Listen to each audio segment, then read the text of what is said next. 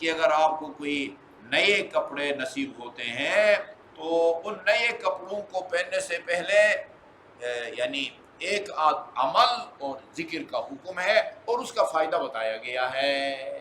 یہ فائدہ ہماری سمجھ سے کم از کم بالا تر ہے، لیکن یہ تعلق کو سمجھنے کی ضرورت نہیں ہے، ٹھیک ہے جی۔ یعنی تعبدن یعنی آرڈر سمجھ کے، تعبد کا مطلب ہوتا ہے آپ کو فلسفہ سمجھ میں آئے یا نہ آئے، اس عمل اور اس کے فائدہ میں تعلق آپ کے سمجھ میں آئے نہ آئے، اس کو حکم خدا سمجھ کے آرڈر سمجھ کے انجام دو، آپ انشاءاللہ یہ برکتیں آپ کو نصیب ہوں گی۔ اچھا ابھی متن پڑھتا ہوں۔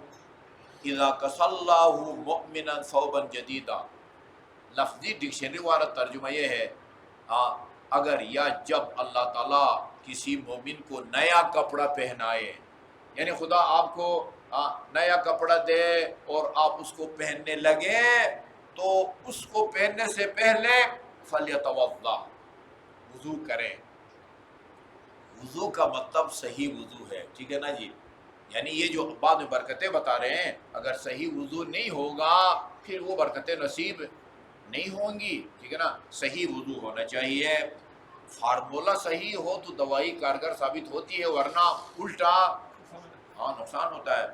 ہمارے لہٰذا کہتے ہیں ہمارے الحمدللہ ڈاکٹروں کی مہارت میں کوئی شک نہیں ہے۔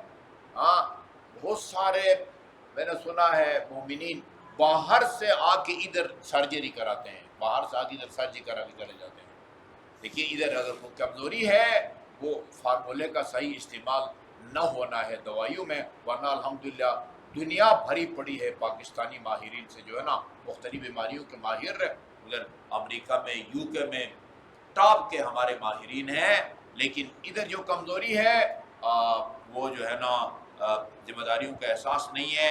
بہرحال وضو کرے، صحیح وضو کرے، ایک کام ولیصلی رکعتین، اور وضو کر کے 2 رکعت نماز پڑھے۔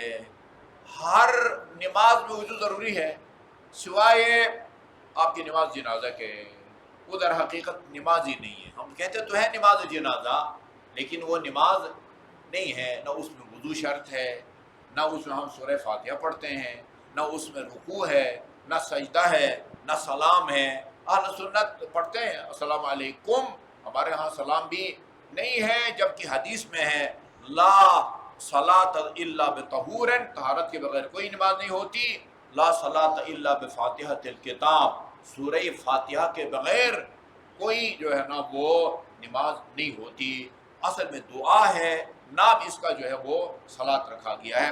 2 رکعت نماز پڑھے، پھر وہی بات ہے، یہ آگے جو برکتیں بتائی گئی ہیں وہ اسی صورت میں ہوگی کہ وضو بھی صحیح ہو، پھر نماز بھی صحیح ہو، قرات بھی جو ہے نا وہ صحیح ہو۔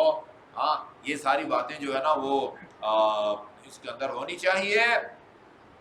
یہ 2 کام، وَلْيَقْرَأْ فِيهِمَا أُمَّ الْكِتَابِ۔ اچھا یہ جو 2 رکعت نماز پڑھے گا، ہر رکعت میں اس نے کیا پڑھنا ہے؟ ہر رکعت میں کبھی یہ لکھی ادھر لگا دیں گے، کسی کو فائدہ ہوگا تو ہمیں ثواب بھی ہوگا۔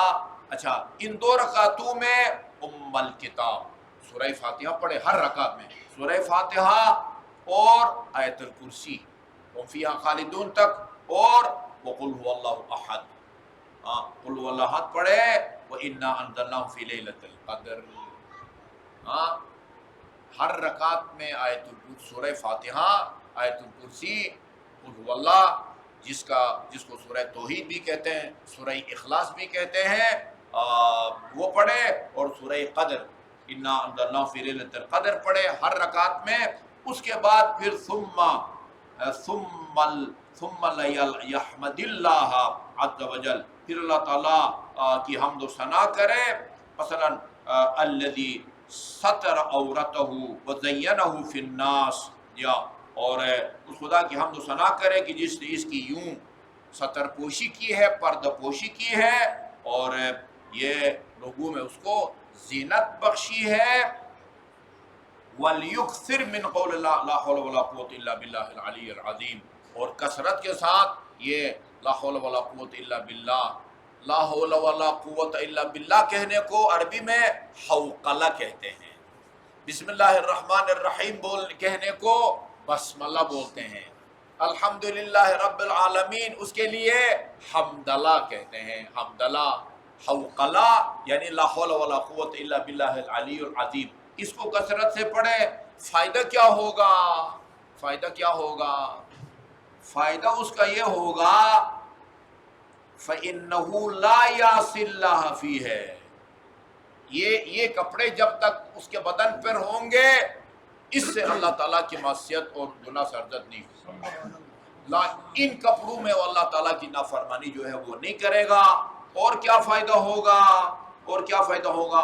وَلَهُ بِكُلِّ سِلْكٍ فِيهِ مَلَكٌ يُقَدِّسُ لَهُ وَيَسْتَغْفِرُ لَهُ وَيَتَرَحَّمُ عَلَيْهِ، یا اور یہ ہر اس کپڑے کے دھاگے کے یعنی تعداد کے مطابق آسمان کے فرشتے اس کے لیے تقدیس کرتے ہیں، اس کے لیے طلب مغفرت کرتے ہیں، اور اللہ تعالیٰ کے لیے اس سے رحم کی درخواست کرتے ہیں۔ یعنی جتنے اس کپڑے کے اندر دھاگے ہیں نا، ان دھاگوں کے برابر فرشتے اس کے لیے اللہ تعالیٰ کی حمد و ثنا کرتے ہیں، اس کی تقدیس کرتے ہیں، اور اس کے لیے طلب مغفرت کرتے ہیں، اور اس کے لیے اللہ تعالیٰ سے طلب رحمت بھی کرتے ہیں۔ فرض کیجئے یہ جو بتایا یہ نبی ہو تو بذات خود سورہ فاتحہ کی تلاوت کا ثواب ہے، آیت الکرسی کی تلاوت کا ثواب ہے، قل ہو اللہ کی تلاوت کا ثواب ہے۔ ایک مرتبہ جو قل ہو اللہ پڑھے 1/3 قرآن کا ثواب ملتا ہے، 2 دفعہ پڑھے 20 پاروں کا، 3 دفعہ قل ہو اللہ کی تلاوت کرے مکمل ختم قرآن۔ سورہ قدر کی الگ فائدہ ہے، ٹھیک ہے نا؟ تو یہ جو پڑھتا ہے اس کی 5 انگلیاں گھی میں ہیں، نقصان کسی صورت میں نہیں ہے، فائدہ ہی فائدہ ہے۔